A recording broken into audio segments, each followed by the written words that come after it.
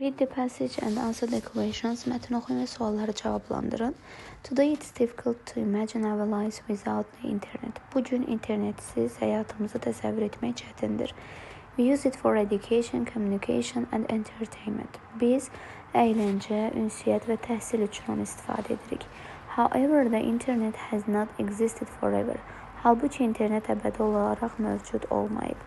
It was created in the 1960s, but at the time it was used only by scientists and the military.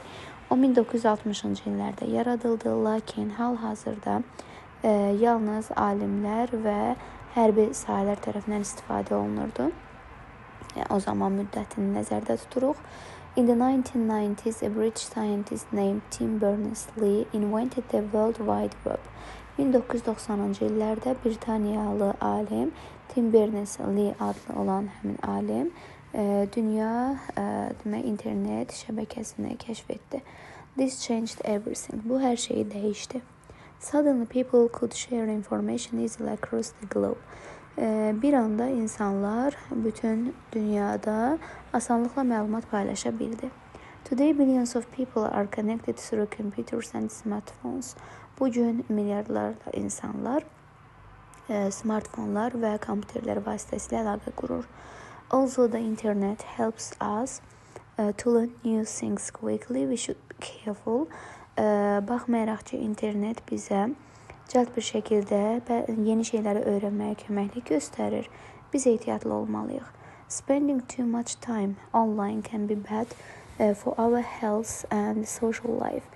Həddən çox onlayn şəkildə vaxt keçirmək bizim sağlamlığımız və sosial həyatımız üçün pis ola bilər. Mətnlə əlaqəli ilk sualımızda complete the sentence according to the passage. Mətnə əsasən cümləni tamamla deyir. Before the 1990s, the internet was. 1990-cı illərdən əvvəl internet necə idi? Onun haqqında məlumatı tamamlamalıyıq.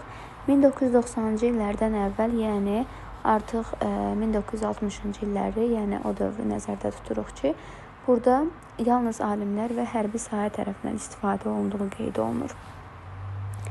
Və diqqət etsək, used by every student at school. Məktəbdə hər bir tələbə tərəfindən istifadə olunur deyir. A variantı yanlışdır. A tool for a specific group of people. Xüsusi bir qrup olan insanlar üçün vasitə idi. Digər variantda used by billions of people. Milyardlarla insanlar tərəfindən istifadə olunurdu. Bu 90-cı ildən sonra olmuşdu. Used mainly for watching movies. Film izləmək üçün istifadə olunurdu əsasən. Yanlışdır. The most popular way to buy clothes. Geyim, yəni paltar almaq üçün məşhur bir üsul idi. Yenə də yanlışdır. Xüsusi bir qrup insanlar tərəfindən istifadə olunduğunu düzgün cavab hesab edəcəyik. Çünki həmin qrup insanlar, alimlər və hərbi sahə nəzərdə tutulduğuna görə mətnə əsasən doğru cavab kimi B variantını götürmüş olacağıq.